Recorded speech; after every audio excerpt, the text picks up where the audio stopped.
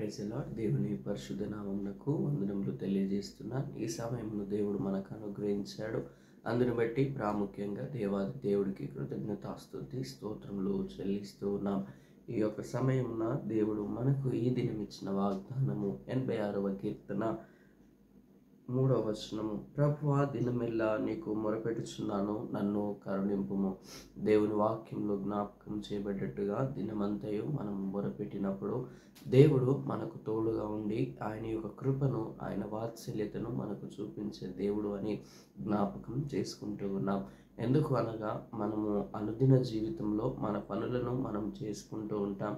కావున ఆ సందర్భంలో ఏదైనా ఇబ్బందులు కలిగినా లేదా మన ప్రయాణాలలో అంతకన్నా ముందుగా మనం ప్రార్థించుకుంటూ ఉంటాం.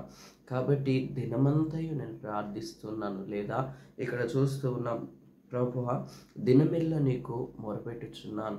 మొర అనేది హృదయ అంతరంగంలో నుండి వచ్చే ప్రార్థన అని ఇక్కడ జ్ఞాపకం చేస్తున్నాను. దేవుని ప్రియులారా, ఇక్కడ జ్ఞాపకం చేయబడుతుంది, నన్ను కరుణింపుము. దేవా, నేను మొరపెట్టినప్పుడల్లా నన్ను కరుణించుము అని జ్ఞాపకం చేస్తున్నారు. దేవుని ప్రియులారా, ఇక్కడ మనము జ్ఞాపకం చేసుకుంటూ ఉన్నాం. 120వ కీర్తనలో మనకు స్పష్టంగా రాయబడుతూ ఉంది, నా శ్రమలో నేను యెహోవాకు మొరపెట్టి తిని అనే మాట ఇక్కడ మనకు స్పష్టంగా కనిపిస్తూ ఉంది.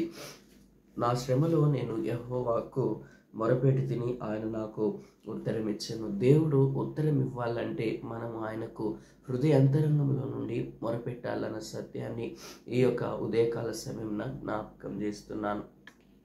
దేవుడి పరిశుద్ధమైన వారలారా, ఈ సమయంలో జ్ఞాపకం చేసుకున్నట్టుగా దేవుడు ఇక్కడ 120వ కీర్తనలో కొన్ని వచనంలో మనం చూడవచ్చు, నా శ్రమలో నేను యెహోవాకు మొరపెట్టి తిని ఆయన నాకు ఉత్తరం ఇచ్చాను. ఆయన ఉత్తరం ఇవ్వాలనంటే వెంటనే ఆయన ఇచ్చే దేవుడు, కానీ మనము ఆయనకు ఏ విధంగా మొరపెడుతున్నాం అనే సత్యాన్ని ఈ యొక్క ఉదయకాల సమయంలో జ్ఞాపకం చేసుకుంటూ ఉన్నాం. దేవుని ప్రియులారా, ఇంకా నువ్వు చూస్తూ ఉంటే ఇక్కడ చూడండి, 123వ కీర్తనలో మనకు స్పష్టంగా వ్రాయబడుతూ ఉంది, ఆకాశమందు ఆసీనుడైన వాడా, నీ తట్టు నా కనులెత్తుచున్నాను. దేవా, నీ వైపే నేను నా కనులెత్తుచున్నాను అని ఇక్కడ జ్ఞాపకం చేస్తున్నాడు. దేవుని ప్రియులారా, ఇక్కడ యాత్ర కీర్తనగా ఈ 123వ కీర్తన ఉన్నది. కానీ దేవుడికి ప్రజలముగా ఉన్న మనము అనుదిన జీవితము మనది ఒక యాత్రగా మనము ముందుకు కొనసాగుతూ ఉన్నాం. కష్టములను దాటుతూ వెళ్తూ ఉన్నాం.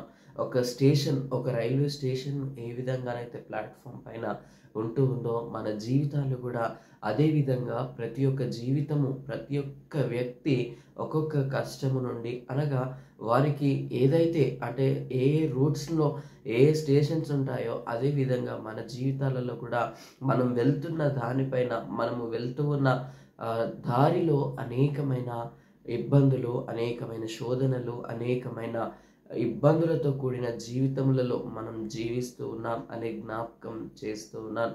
ఒక వ్యక్తి నాతో సంభాషిస్తూ ఒక మాట చెప్తూ ఉన్నారు, మనమందరం కూడా ఒక ట్రైన్ ఇంజన్లో వెళ్తున్న వారం లాగానే ఉంటాము అని చెప్తున్నారు. ఎందుకంటే మనము మన యొక్క సమయము అనేది దేవుడు నిర్ణయించినప్పుడు మనము ఆ స్థలంలో నుండి వెళ్ళిపోవాల్సిన వారం. కానీ ఇక్కడ జ్ఞాపకం చేసుకుంటుంది, ఎందుకు ఈ మాట అతను అన్నాడనంటే, ప్రతి వారు వారి వారి టైంను ప్రకారం వారు వెళ్తూ ఉన్నారు అన్నప్పుడు వారు వారి యొక్క ప్లాట్ఫామ్ రాగానే లేదా వారి యొక్క స్టేషన్ రాగానే వారు వెళ్ళిపోవలసిన వారు.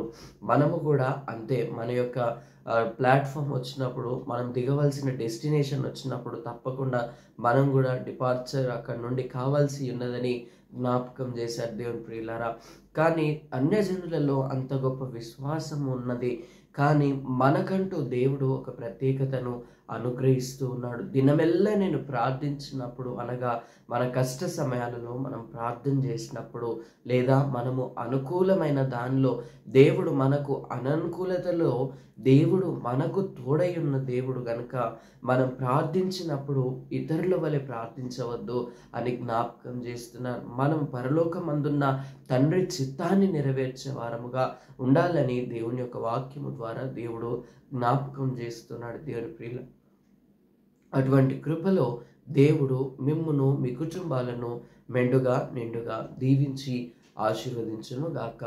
ఆమేన్. దేవుడు ఈ చిన్ని వాక్యమును ఈ సమయంలో దీవించును గాక. మనము ఇతరుల కొరకు ప్రార్థించవలసిన బాధ్యత ఎంతైనా మనకు ఉన్నది అని సత్యాన్ని జ్ఞాపకం చేస్తున్నాను. దేవుని ప్రియులారా, ఈ యొక్క సమయంన మన మధ్యలో ఉన్న దేవమ్మ అనే వ్యక్తి తను హాస్పిటల్లో, గాంధీ హాస్పిటల్లో ఉన్నారు, అడ్మిట్ చేసుకున్నారు. తనకు చాలా సీరియస్ కండిషన్లో ఉంది అని ప్రేయర్ రిక్వెస్ట్ వారు తెలియజేసి ఉన్నారు. కావున వారి కొరకు ప్రార్థించవలసిందిగా కోరుకుంటూ ఉన్నాం. అదేవిధంగా ఇంకా ఎంతమంది బిడ్డలైతే అనారోగ్యంలతో ఉన్నారో వారందరినీ పేరు పేరు వరుసన జ్ఞాపకం చేసుకునడానికి దేవుడు తన కృపను మనకు అనుగ్రహించాలని ప్రార్థించుదాం. ప్రార్థన మనవి చెప్పాను. మీరు కూడా అనుదిన ప్రార్థనలో మీ వ్యక్తిగత ప్రార్థనలో కూడా జ్ఞాపకం చేసుకోనండి. ప్రార్థించుకుందాం. సర్వశక్తిమంతుడమైన తండ్రి, సకల ఆశీర్వాదముల కారణభూతుడా, నమ్మదగిన దేవ, నమ్మకమైన పాత్రుడా, నీకు స్తోత్రములు. దినమెల్లయో అయ్యా తండ్రి, దినమంతయు నీకు మొరపెట్టుచున్నాను, నాకు సహాయం చేయమని అయ్యా తండ్రి నాయన నీకు స్తోత్రములు చెల్లిస్తున్నాం. మీరే కృప చూపించి నీ రెక్కల చాటున భద్రపరుచుకొని ప్రతి ఈవిని శ్రేష్టమైన వాటిని అనుగ్రహిస్తున్నారు. ఈ దినంన బర్త్డేస్, యానివర్సరీస్ జరుపుకుంటున్న వారిని మొదటిగా దీవించండి అయ్యా తండ్రి. నీ యొక్క కృపలో అయ్యా తండ్రి దుఃఖ సాగరంలో ఉన్న కుటుంబాలను కూడా మీరు జ్ఞాపకం చేసుకోమని ప్రార్థన చేస్తున్నాం. అదేవిధంగా అయ్యా తండ్రి, ఎంతమంది అయితే యూట్యూబ్లో ఈ యొక్క వాక్యమును వింటున్నారో వారి హృదయములన్నీ అయ్యా తండ్రి నీకు సాక్షులుగా ఉండటానికి కృప చూపించమని ప్రార్థన చేస్తున్నాం. అయ్యా తండ్రి, నీకు వందనాలు. నీ యొక్క కృపలో జ్ఞాపకం చేసుకోనండి. కావలసిన ప్రతి ఈవిని, ప్రతి శ్రేష్టమైన వాటిని ప్రతి ఒక్క బిడ్డకును అనుగ్రహించమని ప్రార్థన చేస్తున్నాం. గర్భిణీ స్త్రీలకు సుఖమైన ప్రసవాన్ని అనుగ్రహించండి అయ్యా తండ్రి. నీకు స్తోత్రములు. ప్రెగ్నెన్సీ కోసం అయ్యా తండ్రి ఎదురు చూస్తున్న దంపతులకు అయ్యా తండ్రి చక్కటి ప్రెగ్నెన్సీని మీరు అనుగ్రహించమని ప్రార్థన చేస్తున్నాం. మీరే కృప చూపించండి. నిందలు అనుభవిస్తున్న వారిని మీరు జ్ఞాపకం చేసుకోనండి ప్రభా.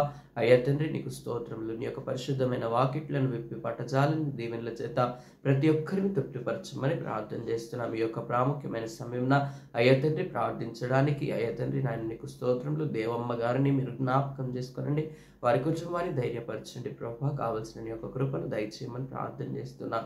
అయ్యా తండ్రి, ప్రతిదీ నాయన హార్ట్ బీట్ అయ్యా తండ్రి బీపీ కంట్రోల్లో ఉండటానికి కృప చూపించండి. మీరే తోడుగా ఉండి నీ యొక్క కనికరము చేత నింపి దీవించి బలపరచమని ప్రార్థన చేస్తున్నాం. అదేవిధంగా అయ్యా తండ్రి నీకు వందనాలు చెల్లిస్తూ ప్రార్థన చేస్తున్నాం.